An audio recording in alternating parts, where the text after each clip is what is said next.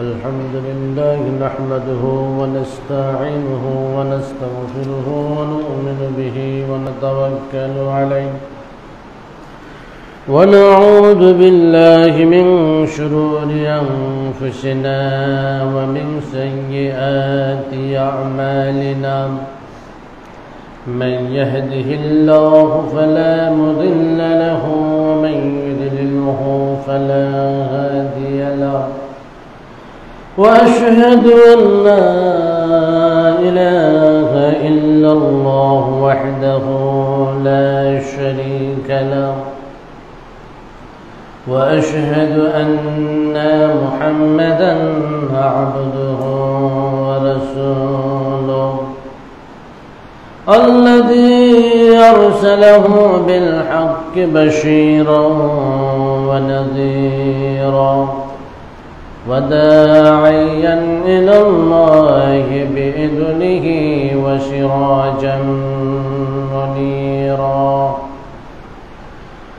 أعوذ بالله من الشيطان الرجيم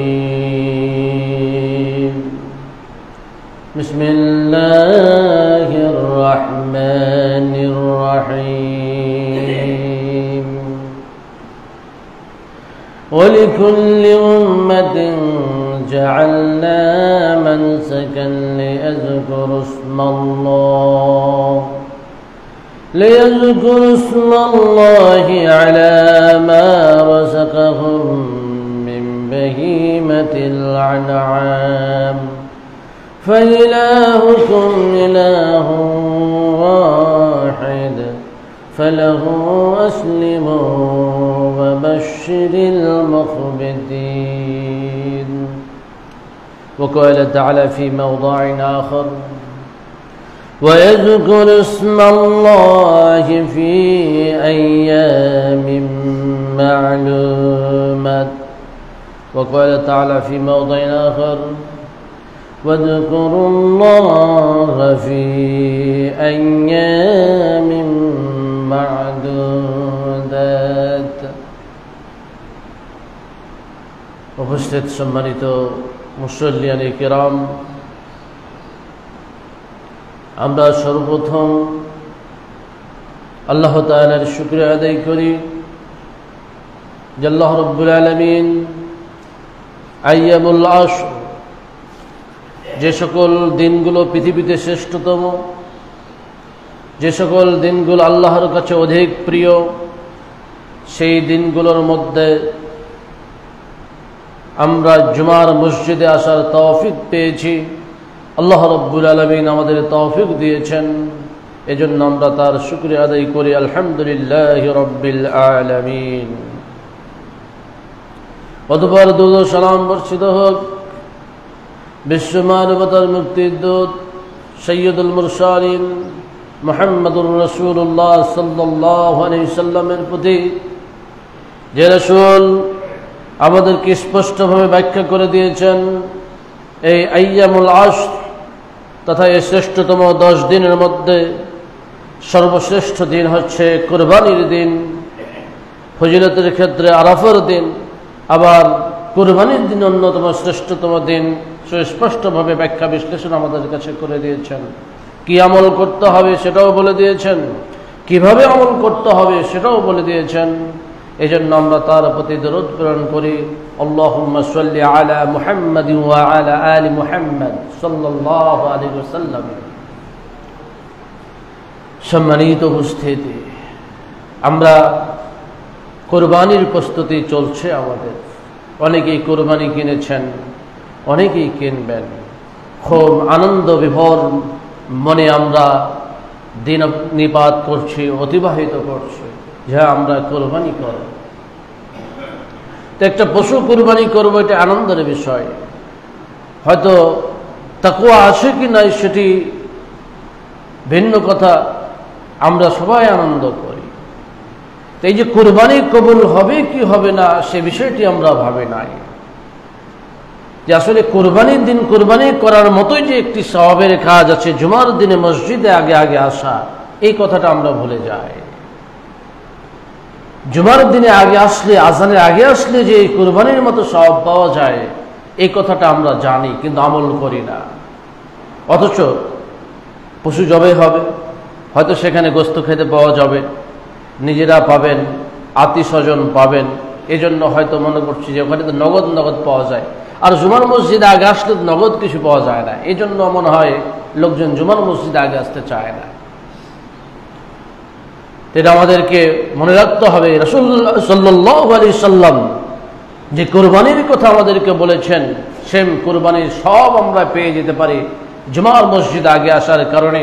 আল্লাহ রাসূল বলছেন, ফাকান্নামা কররাবা বাদানাতান, যারা প্রথম স্টেপে আসবে, যারা প্রথম স্তরে আসবে, তাদের ব্যাপারে আল্লাহর নবী বলছেন সে যেন একটা উট কুরবানি করে।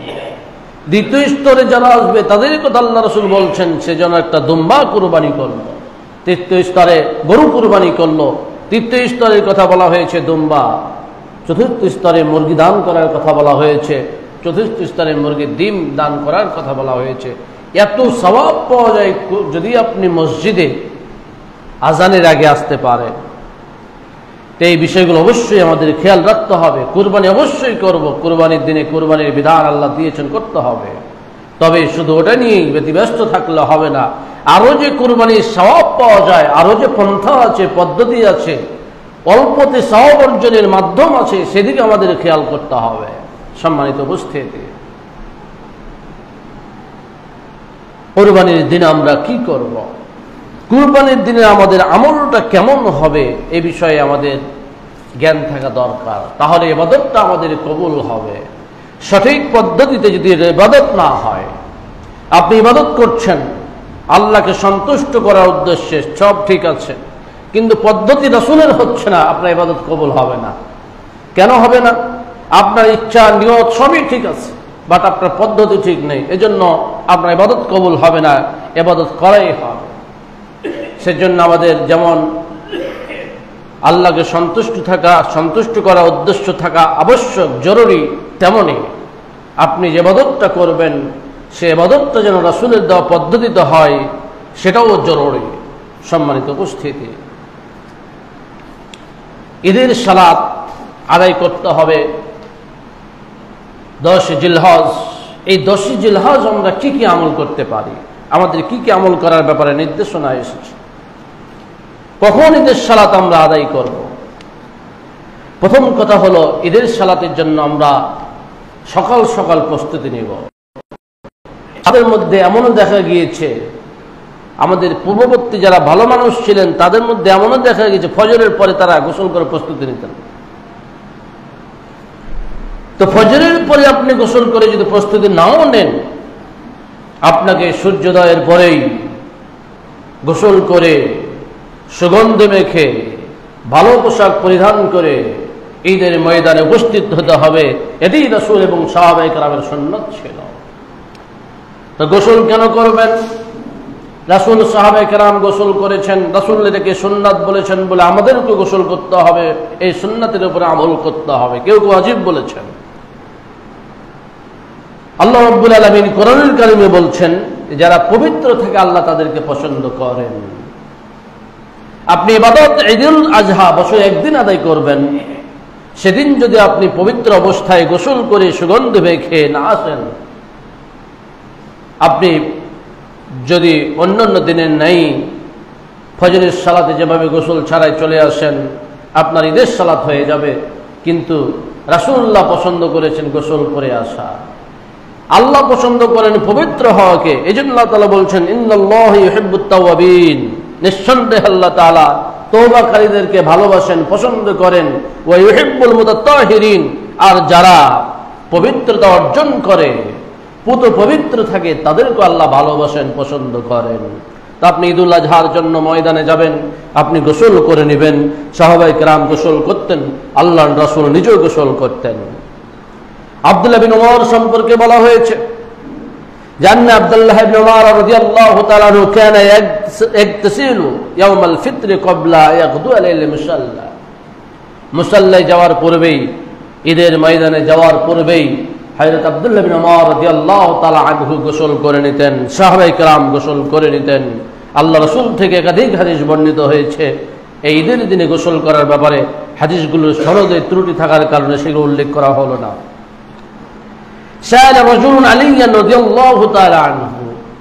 একজন লোক ইসলামের চতুর্থ খলিফা আলী রাদিয়াল্লাহু তাআলা আনহুকে জিজ্ঞেস করলেন কি সম্পর্কে? গোসল সম্পর্কে, যে গোসল কখন করতে হয়, কোন দিনে আমরা গোসল করব।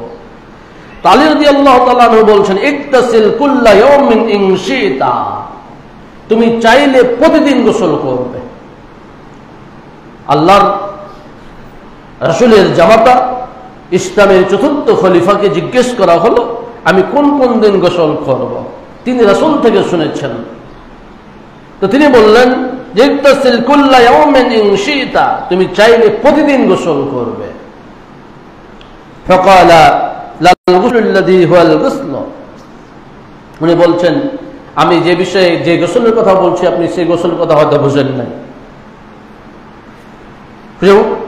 ইয়াউমাল জুমআতে, তুমি জুমার দিনে গোসল করবে। ফরজ গোসল তো যখন ফরজ হবে তখনই করতে হবে, ওটা দিন সময় সাথে সম্পর্কিত নয়। তো সুন্নতি গোসল কখন করতে হবে আলী রাদিয়াল্লাহু তাআলা আনহু বলে দিলেন ইয়াউমাল জুমআতে, জুমার দিনে তুমি গোসল করবে। ওয়া ইয়াউম আরাফা, আরাফার দিনে তুমি গোসল করবে। ওয়া ইয়াউমান নাহরি, কুরবানির দিনে তুমি গোসল করবে। ঈদুল আজহার দিনে গোসল করবে। ওয়া ইয়াউমাল ফিতরে, ঈদুল ফিতরের দিনে তুমি গোসল করবে। এই হাদিস থেকে স্পষ্ট বোঝা গেল ঈদের দিনে গোসল করতে হবে। গোসল করাটাই মুস্তাহাব, গোসল করাটাই সুন্নাত, কেউ কেউ ওয়াজিব বলেছেন। ঈদের দিনে গোসল করতে হবে। ঈদের দিনে গোসল করে আপনি প্রস্তুতি নেবেন, ঈদের সালাত আদায় করতে মাঠে যাবেন। এবার ঈদের সালাতে যাওয়ার পূর্বে আপনি কি খাবেন, কতটুকু খাবেন, তারপর ঈদের ময়দানে যাবেন। ঈদুল ফিতরের ক্ষেত্রে আল্লাহ রাসূল সাল্লাল্লাহু আলাইহি সাল্লামের সুন্নাত ছিল তিনি 3টি বা 1টি খেজুর খেয়ে ঈদের ময়দানে যেতেন। ঈদুল ফিতরের ক্ষেত্রে একটু সালাতটা সময়ের ক্ষেত্রে একটু বিলম্ব হতো, এজন্য তিনি যাতে ক্ষুধার্ত না হয়ে যান এজন্য তিনি 3টি কখনো 1টি খেজুর খেয়ে যেতেন। সাহাবায়ে কেরাম কেউ 7টি, কেউ 9টি, কেউ 5টি খেজুর খেয়ে ঈদের সালাতে যেতেন। এর ব্যাপারে একাধিক হাদিস বর্ণিত হয়েছে। আল্লাহ ইয়াখরুজা ফি ঈদুল ফিতর ইলা সালাত হাত্তা ইয়াকুলা তামারাত।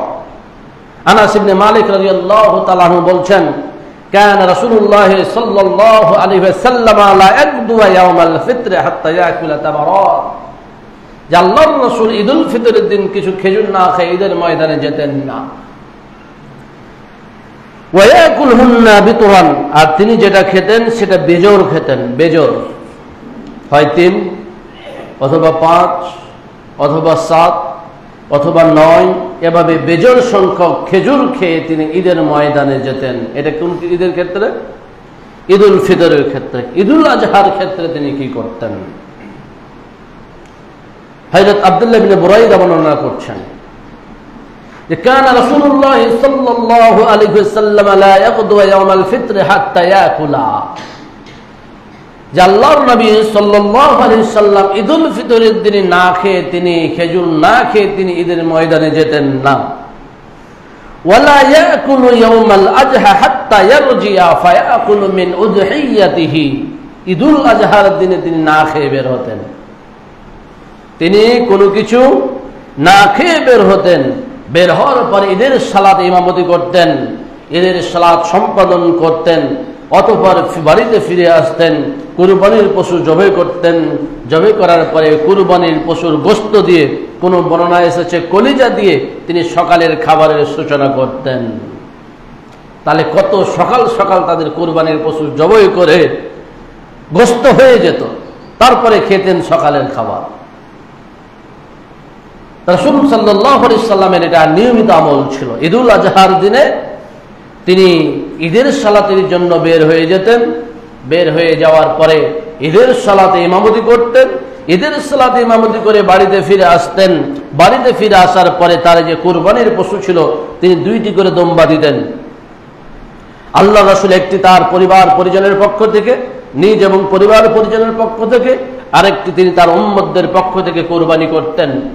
এরপরে সেই কুরবানির গোশত দিয়ে সকালের খাবারের সূচনা করতেন।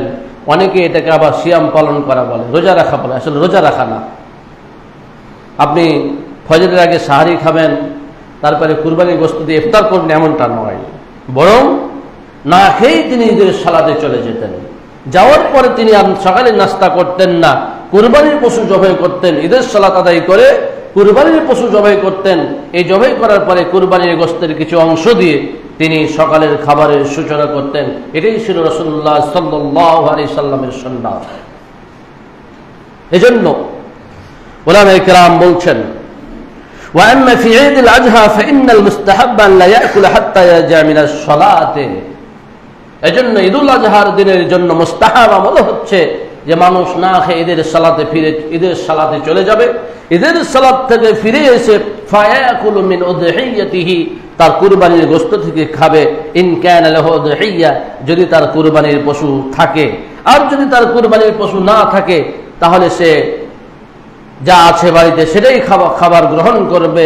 ফালা হারাদা আয়াকুলা ক্বাবলা আস-সালাহ, অথবা ঈদের সালাতের আগে যদি সে খেয়ে নেয় তাতে কোনো দোষ নেই, কারণ তার কুরবানি তো নাই, কি দিয়ে খাবে সে? সম্মানিত উপস্থিতি, আমরা অলরেডি ঈদের তাকবীর জিলহজ মাসের চাঁদ ওঠার পর থেকে শুরু করেছি।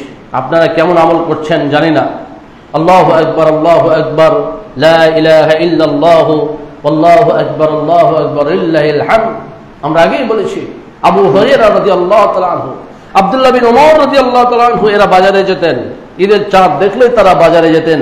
বাজারে যাওয়ার পরে তাকবীর ধ্বনি পড়তেন, আল্লাহু আকবার, আল্লাহু আকবার, লা ইলাহা ইল্লাল্লাহু, আল্লাহু আকবার, আল্লাহু আকবার, ওয়ালিল্লাহিল হামদ।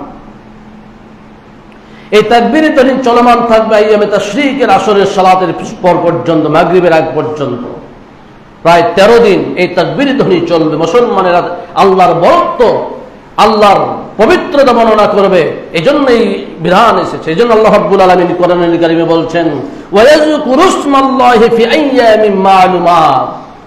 আর মুসলমানেরা আল্লাহ তাআলার নামকে স্মরণ করবে গণিত কয়েকদিন, গণনাকৃত কয়েকদিন মুসলমানেরা আল্লাহর নামকে স্মরণ করবে। অন্য আয়াতে আল্লাহ রাব্বুল আলামিন বলছেন, ওয়াজকুরুল্লাহ, তোমরা আল্লাহর জিকির করো, আল্লাহকে স্মরণ করো, ফি আইয়ামিন মা'দুদাত, গণিত কয়েকটা দিন। এই গণিত কয়েকটা দিনের অর্থ হচ্ছে এই 10 দিন। আল্লাহ রাব্বুল আলামিন আরেকটা আয়াতের মধ্যে বলছেন, ওয়াল ফজর ওয়াল লায়ালিন আশর, এই 10 দিন 10 রাতের কথা আল্লাহ রাব্বুল আলামিন স্পষ্ট ভাষায় বলে দিয়েছেন। 10 দিন আল্লাহর জিকির করতে হবে। সাথে আল্লাহর রাসূল সাল্লাল্লাহু আলাইহি সাল্লাম আল্লাহর কাছ থেকে ওহী প্রাপ্ত হয়ে আরো 3 দিন আইয়ামে তাশরীকের কথা বলেছেন, সাহাবায়ে কেরাম আমল করেছেন। হাদিসের মধ্যে এসেছে, হযরত ইবনে উমর রাদিয়াল্লাহু তাআলা আনহু থেকে বর্ণিত, আন্নাহু কানা ইযা গাদা ইয়াউমাল ফিত্র ওয়া ইয়াউমাল আযহা, তারা শুধু 10 দিনই পড়তেন না, ঈদের সালাতের দিন, ঈদুল ফিতর বা ঈদুল আজহার সকালের বেলাতে আজহারু বিতাকবীরে, তারা জোরে জোরে তাকবীর ধ্বনি দিতেন। একবার সমচ্চরিত স্বরে শব্দে তাকবীর ধ্বনি দিতেন। জিকির মানে একসাথে জিকির নয়, প্রত্যেকে আলাদা আলাদা ভাবে জোরে জোরে তাকবীর ধ্বনি দিতেন। হাত্তা ইয়াতিল মুসাল্লা, ঈদের ময়দানে চলে আসতেন, ওই তাকবীর ধ্বনি দিতে থাকতেন। সুম্মা ইয়াকব্বিরু হাত্তা ইয়াতিল ইমাম, ইমাম যতক্ষণ না সালাত শুরু করে দিতেন ততক্ষণ পর্যন্ত সাহাবায়ে কেরাম এই জোরে জোরে তাকবীর ধ্বনি দিতেন। এগুলো কিন্তু হাদিস। সাহাবায়ে কেরামের আমল, তাকবীর ধ্বনি দিবেন। কেউ একজন আপনি দিবেন, আপনার শুনে শুনে আরেকজনের স্মরণ হবে। আপনি দেন না, ও দেন না, কেউ কাউকে স্মরণ করিয়ে দেয় না। আপনি বাজারে যাচ্ছেন, চায়ের স্টলে বসে আছেন, আপনি জোরে জোরে তাকবীর ধ্বনি শুরু করে দেন, দেখবেন আপনার শুনে শুনে যে লোকটা বসে আছে একেবারে গীবত চর্চায় ব্যস্ত ছিল, সে লোকটিও দেখবেন তাকবীর ধ্বনি দিচ্ছে। এজন্য আমাদেরকে চর্চা করতে হবে, নেকি সওয়াব অর্জনের জন্য আমাদের চেষ্টা করতে হবে। সম্মানিত উপস্থিতি, সাহাবায়ে কেরামদের আমল ছিল এটাই। কিভাবে তাকবীর দিবেন, তাকবীরের শব্দগুলো কি হবে, এ ব্যাপারে স্পষ্টভাবে হাদিসে বর্ণিত হয়েছে।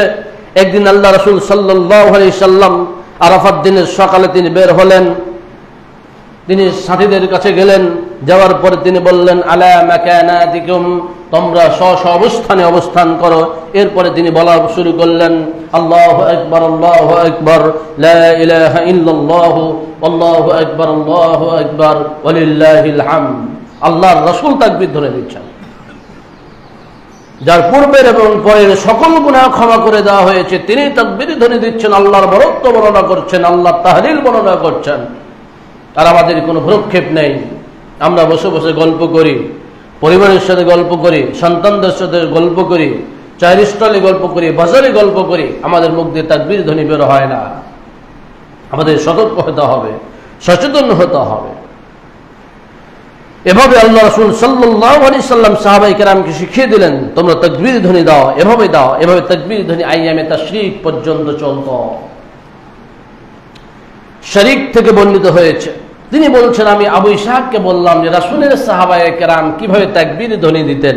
তখন তিনি বলছেন যে কানা ইউকাব্বির আলী ইবনে আব্দুল্লাহ ইবনে মাসউদ ক্বালা কানা ইয়াকুলানে, তারা বলতেন, তারা কি বলতেন তাকবীর ধ্বনিতে? আল্লাহ রাসূল থেকে আমরা তাকবীর ধ্বনির শব্দ পেলাম, সাহাবায়ে কেরাম থেকে একই তাকবীর ধ্বনির শব্দ এসেছে, আল্লাহু আকবার লা ইলাহা ইল্লাল্লাহু আল্লাহু আকবার লিল্লাহিল হামদ। এরকম বেশ কয়েকটা বর্ণনা এসেছে। এবার আসুন যে আমরা বলি আল্লাহু আকবার কাবীরা আলহামদুলিল্লাহি কাসীরা ওয়া সুবহানাল্লাহি বুকরাতাও ওয়া আসীলা, এটা কেন আমরা বলবো? এটা কি ফজিলত, এটা কি মর্যাদা? রাসূল সাল্লাল্লাহু আলাইহি সাল্লাম ঈদে এই তাকবীরটা পড়েছেন কিনা এ ব্যাপারে কোনো বর্ণনা পাওয়া যায় না। তবে ইমাম শাফিঈ রাহমাতুল্লাহ আলাইহি বলছেন এই তাকবীরটা ঈদের সালাতে পড়া যাবে, ঈদের জন্য পড়া যাবে। কেন পড়া যাবে? রাসূলই বলছেন যে ফাকসির ফিহিন্না তাকবীর ওয়া তাহমিদ ওয়া তাহলিলা। আল্লাহ রাসূল তো বলেছেন তোমরা ঈদের দিনগুলোতে অর্থাৎ আইয়ামে তাশরিকের দিনগুলোতে বেশি বেশি আল্লাহর বরত্ব বর্ণনা করো, আল্লাহর প্রশংসা বর্ণনা করো, আল্লাহর তাহলিল তথা একত্ববাদ বর্ণনা করো, তোমরা আল্লাহর পবিত্রতা বর্ণনা করো। কে বলেছেন এই কথা? আল্লাহর নবী বলেছেন। তিনি বলেন নাই তাকবীরের ঢংটা কেমন হবে, রূপটা কেমন হবে। সুতরাং আল্লাহ রাসূল আর একটা হাদিস থেকে এই শব্দগুলি স্পষ্টভাবে এসেছে। হাদিসটি কি?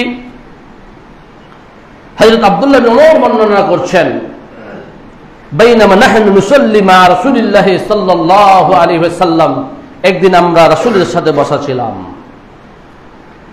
ইদ ক্বালা রাজুলুম মিনাল কওম, আমাদের মধ্যে হতে একজন লোক চিৎকার করে বলে উঠলো আল্লাহু আকবার কাবীরা আলহামদুলিল্লাহি কাসীরা ওয়া সুবহানাল্লাহি বুকরাতাও ওয়া আসীলা। কে বলল? একজন সাহাবী বলে উঠেছেন।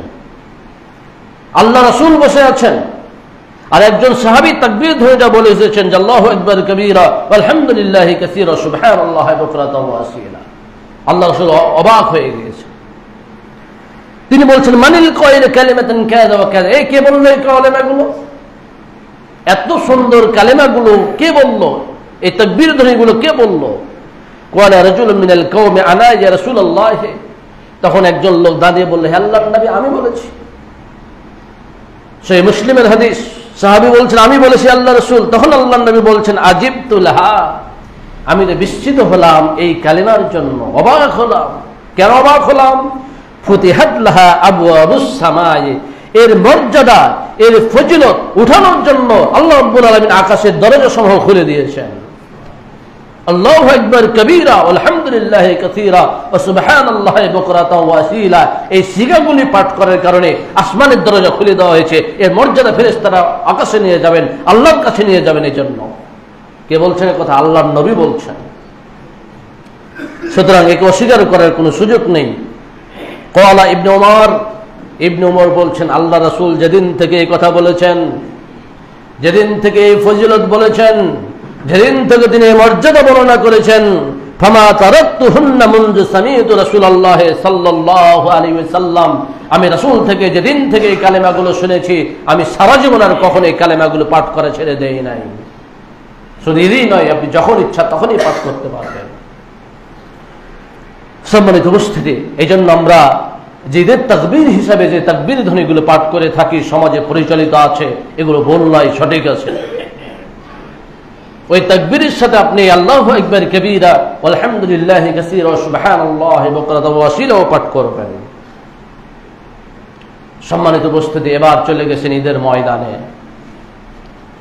ঈদের ময়দানে কখন সালাত আদায় করবেন, কয়টার সময় সালাত আদায় করবেন?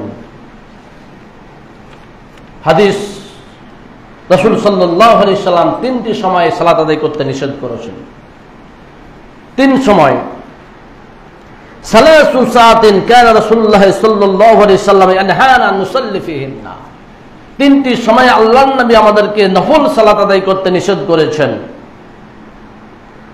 আও নাকবুরা ফিহিন্না মাউতানা, সে সময়ে মানুষকে, আত্মীয়স্বজনকে কবরস্থ করতে নিষেধ করেছেন, জানাজাও নিষেধ করেছেন, কবর রাখতেও নিষেধ করেছেন। তিনটি সময়। কোন তিনটি সময়? হিনা তাতলু আশ-শামসু বাযিগাতান হাত্তা তারতাফিয়া, যখন সূর্য উদয় হয়, সূর্যের এক কিনারা অর্ধেক উদিত হয়েছে, অর্ধেক হয় নাই, এই সময় আল্লাহ রাসূল সালাত আদায় করতে নিষেধ করেছেন এবং এমনকি মৃত্যুকে কবরে দিতেও নিষেধ করেছেন। কেন নিষেধ করলেন? কারণ এ সময় শয়তান ওই সূর্যের সামনে গিয়ে দাঁড়ায় এবং তার মাথার উপর দিয়ে সূর্য উদিত হয়, তখন একদল লোক এই শয়তানের পূজা করে। এই জন্য আল্লাহ রাসূল নিষেধ করে দিলেন, এ সময় যেহেতু এক ধরনের মানুষ অগ্নি পূজক শয়তানের পূজা করে, সূর্যের পূজা করে, সুতরাং এ সময় তোমরা সালাত আদায় করবে না। সূর্য ডোবার সময় একই কাজ করে শয়তান। এই জন্য আল্লাহ রাসূল বলেছিলেন, ওয়াহিনা ইয়াকুমু কায়মাতুল যহিরাতে হাত্তা তামিলা আশ-শামস, আর তোমরা দুপুরের ঠিক দ্বীপ্রহরের সময় যখন সূর্য একেবারে মাথার উপরে থাকে তখনও তোমরা সালাত আদায় করবে না। আরেকটি সময় বললেন, ওয়াহিনা তাদাইয়াফু আশ-শামসু লিল গুরুবি হাত্তা তাগরুবা, আবার সূর্য ডুবার সময় যখন দেখবে সূর্যের অর্ধেকটা ডুবেছে, অর্ধেকটা বাকি আছে, এ সময় তোমরা নফল সালাত আদায় করবে না। এই তিনটি সময় নিষেধ করলেন। আরেকটি হাদিসে হচ্ছে আল্লাহ রাসূল বলছেন যে ইজা তোলা হাজিবুশ শামসে, যখন সূর্যের এক কিনারা উদিত হয়, হাত্তা ফাদাউস সালাত হাত্তা তাবরুজা, যতক্ষণ না সূর্য পুরোপুরি উদিত হয় ততক্ষণ পর্যন্ত তোমরা সালাত আদায় করবে না। ওয়াইযা গাবা হাজিবুশ শামসে, অনুরূপভাবে যখন সূর্যের একটা অংশ ডুবে যাবে তখনও তোমরা সালাত আদায় করবে না। ফাদাউস সালাত হাত্তা তাগিবা, যতক্ষণ না পুরোপুরি সূর্যটা ডুবে যাবে। এই যে হাদিসগুলো আমি বললাম, এর উদ্দেশ্য হচ্ছে ঈদের সালাত তাহলে কখন আদায় করবেন, ঈদের সালাতের সময় সূচনা কখন হবে। হাদিস, আব্দুল্লাহ বিন বুসরা রাদিয়াল্লাহু তাআলা আনহু একজন প্রসিদ্ধ সাহাবী ছিলেন। তিনি একদিন লোকদের সাথে ঈদের সালাত আদায় করার জন্য ঈদের ময়দানে গেলেন, ঈদুল আজহা অথবা ঈদুল ফিতর। তিনি দেখলেন ইমাম সাহেব দেরি করেছে, ইমাম সাহেব ঈদের সালাত আদায় করতে শুরু করতে দেরি করছেন। তখন তিনি রেগে গেলেন। ফাআনকারা ইবতাআল ইমামি ওয়া ক্বালা, তিনি ইমামের কার্যক্রম দেখে রাগান্বিত হলেন এবং বললেন, ইন্না কুন্না মা'আন নবী সাল্লাল্লাহু আলাইহি সাল্লাম, আরে বেটা আমরা তো রাসূলের সাথে সাহাবী ছিলাম, আমরা রাসূলের সাহাবী ছিলাম, রাসূলের সাথে আমরা সালাত আদায় করতাম। কদ ফারাগনা সাআতানা হাদিহি, আমরা তো এই সময় সালাত আদায় সম্পূর্ণ করে ফেলতাম। সাহাবী বলছেন, আমরা রাসূলের সাথে যখন ছিলাম এ সময়ে সালাত সম্পূর্ণ করে ফেলতাম। সাআত হাজি ওয়া যালিকা হিনাত তাসবিহ, আর যখন তিনি কথা বলছেন তখন সময়টা ছিল হিনাত তাসবিহ, যখন ইশরাকের সালাত আদায় করা হয়। ইশরাক চাঁদ এর সালাত কখন আদায় করা হয়, এর সময় কখন শুরু হয়? সময় শুরু হয় সূর্যোদয়ের পর পরেই। ইশরাকের সালাত যে ফজিলত বর্ণনা করা হয়েছে, আল্লাহ রাসূল ফজিলত বর্ণনা করেছেন, যে ব্যক্তি ফজরের সালাত জামাতের সাথে আদায় করলো, অতঃপর সেখানে বসে বসে তাসবিহ তাহলিল পাঠ করতে থাকলো এবং যখন সূর্যোদয় হলো তখন 2 রাকাত সালাত আদায় করলো, সে পূর্ণ হজ এবং পূর্ণ উমরার যে সওয়াব পেয়ে যাবে। এই সময় বর্ণনা করা হয়েছে ইশরাকের সালাতের সময় হচ্ছে সূর্যোদয়ের পর পরেই, অর্থাৎ নিষিদ্ধ সময় বা মাকরুহ সময় কোনটি? যখন সূর্য এক কিনারা উদিত হয়েছে, এক পার্শ্ব উদিত হয়েছে, আর এক পার্শ্ব উদিত হয় নাই, দেখা যায় নাই, তখন হচ্ছে মাকরুহ টাইম। ওই সময় সালাত আদায় করা যাবে না, ইশরাকের সালাত আদায় করা যাবে না, অন্য সালাত আদায় করা যাবে না। যখন সূর্য পুরোপুরি উদয় হয়ে যাবে তখন ইশরাকের সালাত আদায় করা যাবে, ঈদের সালাত আদায় করা যাবে। রাসূল সাল্লাল্লাহু আলাইহি সাল্লাম এই সূর্যোদয়ের পরে ঈদের সালাত আদায় করতেন। বিশেষ করে ঈদুল আজহা। ঈদুল আজহা কেন করতেন? কারণ ঈদুল আজহাতে তারা যেতেন না খেয়ে, ওখান থেকে ঈদের সালাত আদায় করার পরে ফিরে আসতেন। ফিরে আসার পরে কুরবানির পশু জবাই করতেন। জবাই করার পরে কুরবানির পশু দিয়ে সকালের খাবারের সূচনা করতেন। এই জন্য ঈদুল আজহার সালাতটা ঈদুল ফিতরের তুলনায় আগে আগে তারা করতেন। সম্মানিত উপস্থিতি, এই হাদিসের ব্যাখ্যায় বিদ্বানগণ উলামায়ে কেরাম বলছেন, ওয়াদালিকা হিনা তাসবিহ আই ওয়াক্তুহা হিনা ইউসাল্লি সালাতাদ দুহা ইজা মাদা ওয়াক্তুল কারাহা। এটা হচ্ছে ইশরাকের সালাতের সময় যখন মাকরুহাত সময় চলে যায়। মাকরুহাত সময় কোনটা? যখন সূর্য উদয় হয়, সূর্য শয়তানের দুই সিংহের উপর দিয়ে উদয় হয়, শয়তান আনন্দিত হয়, ওই সময় নিষেধ করা হয়েছে সালাত আদায় করতে। ওই সময় পার হয়ে গেলেই সাহাবায়ে কেরাম ঈদের সালাত রাসূলের সাথে আদায় করতেন। তিনি আরো বলছেন, উলামায়ে কেরামদের একটি মত নিয়ে আসা হয়েছে, আন্নাহু কাল ইজমা আলা আন্না ফিলা ফি হাযাল ওয়াক্ত আফদাল। এ ব্যাপারে উলামায়ে কেরাম একমত যে ঈদের সালাত প্রথম ওয়াক্তে অর্থাৎ সূর্যোদয়ের পরে আদায় করা উত্তম, যদিও পরে আদায় করা জায়েজ। তো উত্তমটা গ্রহণ করবেন নাকি জায়েজটা গ্রহণ করবেন? আমাদের উচিত রাসূল সাল্লাল্লাহু আলাইহি সাল্লাম উত্তম কাজটাই করতেন এবং তিনি দেখিয়ে দিয়েছেন সাহাবায়ে কেরামকে উত্তম কাজটা করার জন্য। সুতরাং রাসূলের আদর্শই আমাদের জীবনে বাস্তবায়ন করতে হবে। সম্মানিত উপস্থিতি, উলামায়ে কেরাম আরো বলছেন, আন্নাহু লাউ কানা লিসসালাতিল ঈদ ওয়াক্তুন ক্বাবলা তুলুইশ শামসি قيد الرحم لكان تقيده بطلوع الشمس تحكما بغير نص ولا معنى نص ولا يجوز التوقيد بالتحكم। এটা বিষয় হলো ঈদের সালাতের জন্য যদিও সূর্য ঢলে যাওয়ার আগ পর্যন্ত আদায় করা যায়, এটা উলামায়ে কেরাম জায়েজ বলেছেন, কিন্তু রাসূল সাল্লাল্লাহু আলাইহি ওয়াসাল্লাম যে কাজটি করতেন সে কাজটি হচ্ছে তিনি সকাল সকাল ঈদের সালাত আদায় করছেন, সাহাবায়ে কেরাম সেটাই করতেন। তো যদি এটাই উত্তম না হতো তাহলে কেন আব্দুল্লাহ বিন বুসরার মতো সাহাবী ওই ইমামের প্রতিবাদ করলেন যে ইমাম সালাত আদায় বিলম্ব করছিল? সুতরাং আমাদের উচিত এ বিষয়টি খেয়াল করা। এরপরে আসুন, আমরা ঈদের সালাত আদায় করলাম। ঈদের সালাতের পরে আমাদের কাজ হচ্ছে একে অপরের সাথে সাক্ষাৎ করা।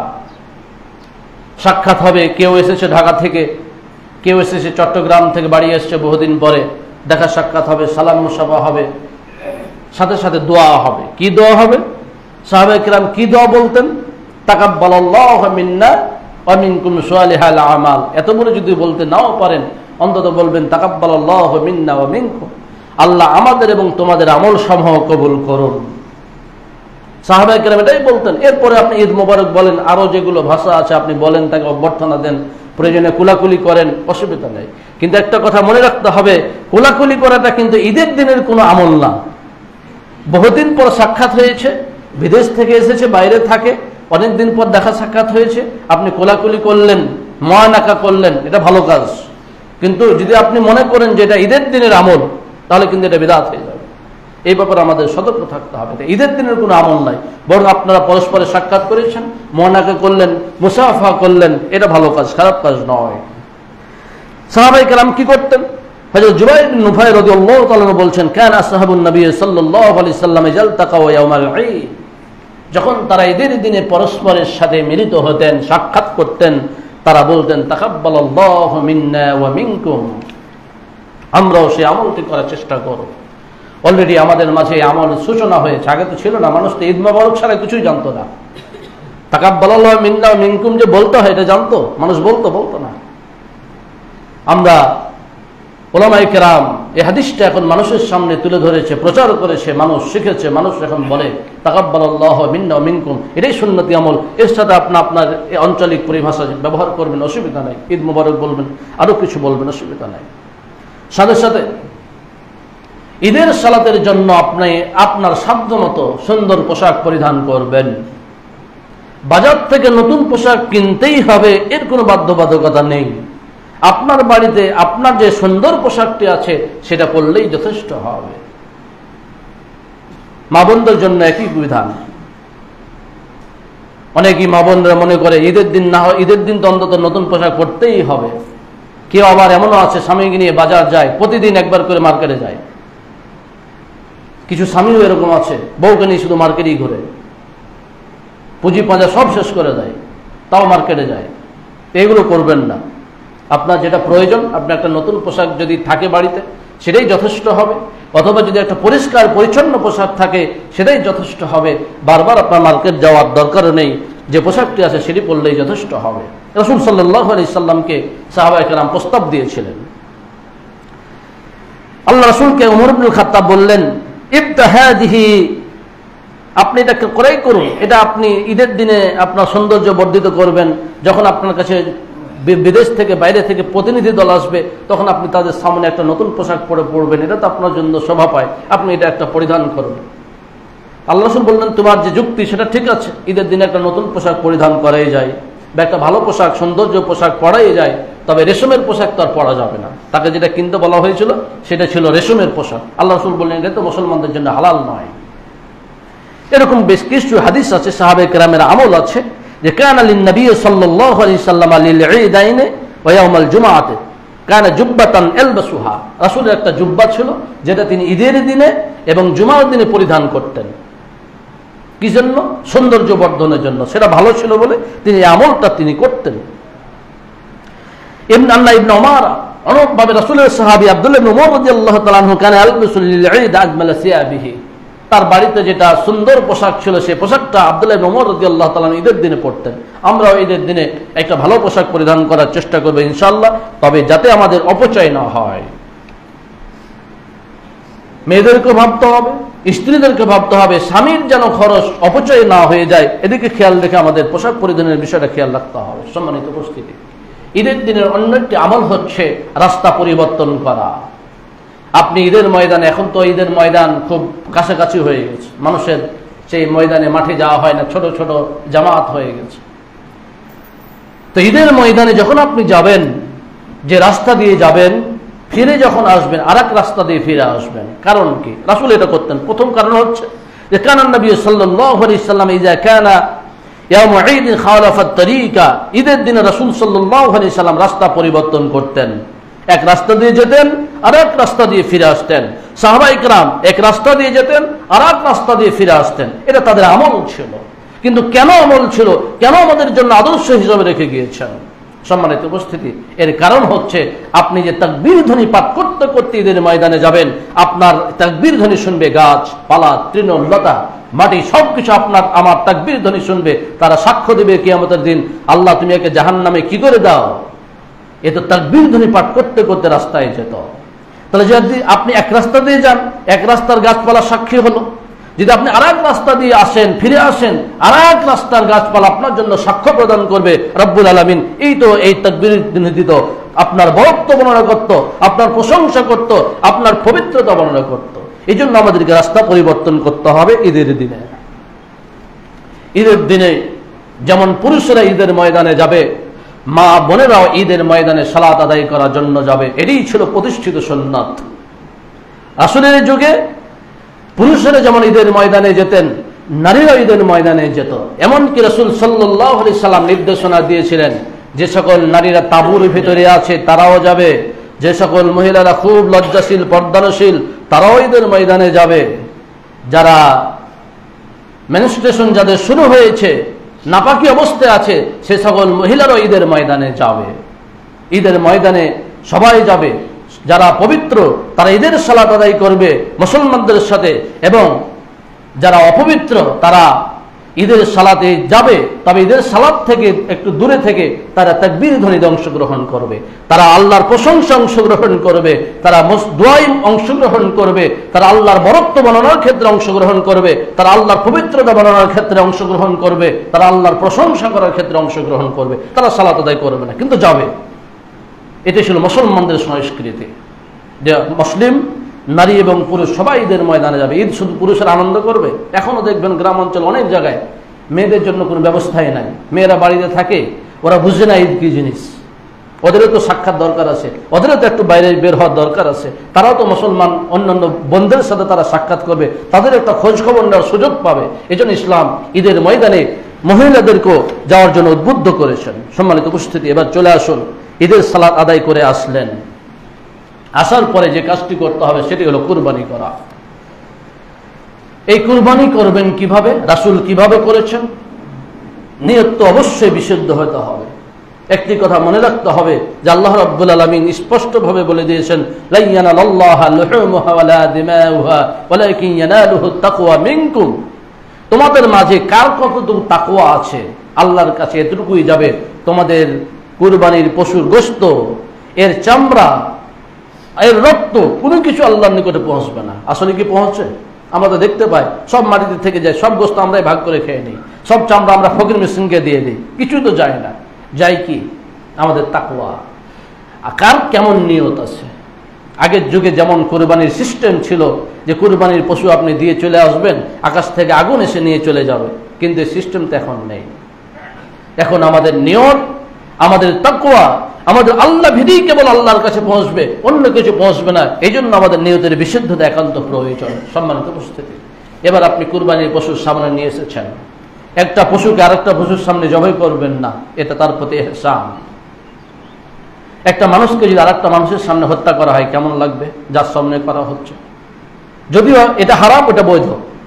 আপনি কুরবানি করছেন, হালাল কাজ, বৈধ কাজ, কিন্তু বৈধ কাজ হলেও তো একটা প্রাণীকে আরেকটা প্রাণীর সামনে মারাটা অপরাধ, কষ্টদায়ক। কষ্ট পাবে যে তার সামনে একটা প্রাণীকে জবাই করা হচ্ছে, তাকে হত্যা করা হচ্ছে। এজন্য আমাদের চেষ্টা থাকবে প্রত্যেকটা প্রাণীকে আলাদা আলাদা জায়গায় জবাই করা। যদি এক জায়গায় করতে হয়, একটাকে জবাই করে নিয়ে এসে পরে আরেকটাকে নিয়ে আসেন, সেখানে জবাই করেন, যাতে সে দেখতে না পায় কিভাবে কাটা হচ্ছে, কিভাবে কষ্ট হচ্ছে। তাহলে সে তো ভয় পাবে, আতঙ্কিত হবে। আতঙ্কে পাওয়াটা একটা কষ্টের কারণ। এরপরে আপনি যে এই অস্ত্র দিয়ে আপনি জবাই করবেন, যে চাকু দিয়ে, যে ছুরি দিয়ে আপনি জবাই করবেন, সেটা অবশ্যই তেজ, ধারালো, তীক্ষ্ণ হতে হবে। অন্যথায় সে প্রাণীটি কষ্ট পাবে। এই কষ্ট পাওয়ার কারণে আপনি তার প্রতি ইহসান না করার কারণে আপনি আল্লাহর কাছে জবাবদিহি করতে হবে। একটা হাদিসের মধ্যে এসেছে, হাদিসটি হযরত শাদ্দাদ ইবনে আওস রাদিয়াল্লাহু তাআলা আনহু বর্ণনা করছেন যে সিনতানে হাফিজতুহুমা মিন রাসূলিল্লাহ সাল্লাল্লাহু আলাইহি ওয়াসাল্লাম, আমি দুটো বিষয় আল্লাহ রাসূলের কাছ থেকে মুখস্থ করে নিয়েছি। কি মুখস্থ করেছি? যে ইন্নাল্লাহা কাতাবাল ইহসান আলা কুল্লি শাইইন, আল্লাহ রাব্বুল আলামিন প্রত্যেকটা জীবের প্রতি দয়া করাকে আমাদের জন্য আবশ্যক করে দিয়েছেন। সেটা মানুষ হোক, যুদ্ধের ময়দানে যদি আপনি মুসলমানদের পক্ষেও লড়াই করেন, আপনি মুসলা তথা অঙ্গহানি করতে পারবেন না। একবার কান কাটলেন, একবার নাক কাটলেন, একবার হাতের আঙ্গুলি কাটলেন, আরেকবার পায়ের আঙ্গুলি কাটলেন, হারাম করে দিয়েছে ইসলাম। আপনি যদি শত্রু পক্ষ হয় তাকে একবারে শেষ করে দেন। ইসলাম জিহাদের ময়দানে বিধান জারি করেছিল। এজন্য আল্লাহ রাসূল বলছেন, ফাইজা কাতালতুম ফাহসিনুল কিতলাতা, যখন তুমি যুদ্ধের ময়দানে শত্রুকে হত্যা করবে তখন তুমি তার প্রতি ইহসান করবে। কিভাবে ইহসান করবে? তাকে একেবারে শেষ করে দিবে। ওয়াইজা জাবাহতুম, আর যখন তোমরা পশু জবাই করবে, প্রাণী জবাই করবে, ফাহসিনুল জাবহা, এই জবাই করার সময় তুমি তার প্রতি ইহসান করবে। কিভাবে ইহসান করবে? ওয়াল ইহুদ্দা আহাদুকুম শাফরাতাহু, সে যেন অবশ্যই তার চাকু ছুরিকে ভালোভাবে ধারালো করে নেয়। ফাল ইউরিহ জাবিহাতাহু, এবং তার ওই প্রাণীটাকে যেন সে আরাম দেয়, সহজে যেন তার প্রাণ চলে যায় এমন ভাবে জবাই করতে হবে। কোনো অনভিজ্ঞ অজ্ঞ যে জবাই করতে জানে না তাকে যদি আপনি ছুরি চাকু হাতে দিয়ে দেন, সে ঘষতেই থাকবে আর পশুটি কষ্ট পেতেই থাকবে। এজন্য আগে থেকে হয় প্রশিক্ষণ নেবেন, নাহলে যে দক্ষতার মাধ্যমে জবাই করে নেবেন। নিজের প্রাণী নিজে জবাই করা উত্তম। রাসূল সাল্লাল্লাহু আলাইহি ওয়াসাল্লাম আরেকটা হাদিসের মধ্যে বলছেন, ইযা যাবাহা আহাদুকুম ফালিরহিজ, তোমাদের কেউ যখন প্রাণী জবাই করবে সে যেন ভালোভাবে প্রস্তুতি গ্রহণ করে চাকু ধারালো করে নেয়। একদিন একটা লোক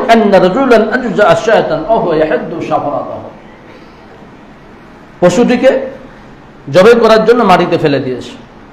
মাটিতে ফেলে দেওয়ার পরে ওকে পা চাপা দিয়ে ধরে আছে, আর চাকুটাকে পাথরে ঘষছে, পাজাচ্ছে, ধারালো করতেছে, ধার দিচ্ছে। তখন রাসূল সাল্লাল্লাহু আলাইহি সাল্লাম বলছেন, আতুরিদ আন তুমিতাহা মাউতাতাইন, এই বেটা তুমি কি চাচ্ছ প্রাণীকে দুইবার জবাই করবা, দুইবার হত্যা করবা? দুইবার হত্যা করার মানে কি? কইছে তুমি যে পশুটিকে জবাই করবে তুমি আগে থেকে চাকুটাকে ধারালো করে নিয়ে আসতে পারো নাই, যে তুমি তাকে ফেলে দিয়েছো, কষ্টে পড়ে আছে, আবার তুমি চাকু ধারালো করতে এসে সে আরো কষ্ট পাচ্ছে।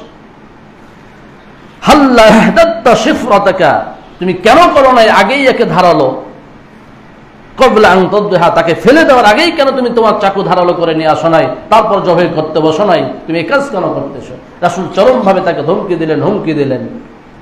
সুতরাং আমরা যখন কুরবানির পশু জবাই করব অবশ্যই এই ব্যাপারে আমরা সচেতন হব যাতে প্রাণীর প্রতি ইহসান করা হয়। জবাই করে আপনি খাবেন এটাও ইহসান, তার প্রতি তার গোশতগুলো বিনষ্ট করবেন না সেটাও ইহসান। এরপরে আসুন, আজ শুক্রবার, আগামীকালকে কিন্তু আরাফার সিয়াম আমরা পালন করবো ইনশাআল্লাহ। আরাফার সিয়াম কখন পালন করবেন? 9 জিলহজ নাকি 8 জিলহজ? এক্ষেত্রে আপনি উলামায়ে কেরামের, আজকাল তো ডিজিটাল যুগ, অনেকে মোবাইলে বক্তব্য শুনবেন, কেউ বলবে যে 9 জিলহজ করতে হবে, কেউ বলবে না আরাফার দিনেই করতে হবে। তো যেহেতু আরাফার দিন আগামীকালকে, এটা ইয়াউম আরাফার কথা আল্লাহ রাসূল বলেছেন, যে আরাফার দিন শব্দটা আল্লাহ নবী ব্যবহার করেছেন। আর আজকে ডিজিটাল যুগে আপনি জানতে পারছেন প্রতিটা মুহূর্তে, প্রতিটা অঞ্চল থেকে। সুতরাং আরাফার দিনে সে 9 জিলহজ পালন করব, সে এই 1 জিলহজ থেকে নিয়ে 9 জিলহজ পর্যন্ত তো সিয়াম পালন করতে পারে। এটা তো আল্লাহ রাসূল করতেন, নফল সিয়াম পালন করতে থাকুন, অসুবিধা নেই। আপনি 8 জিলহজও করুন, 9 জিলহজ করুন, একদিন আরাফার নিয়ত করুন। আল্লাহ রাব্বুল আলামিন আমাকে আপনাকে আরাফার সওয়াব দান করবেন ইনশাআল্লাহ।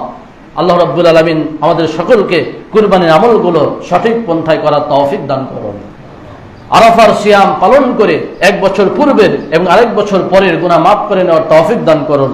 আল্লাহুম্মা আমিন।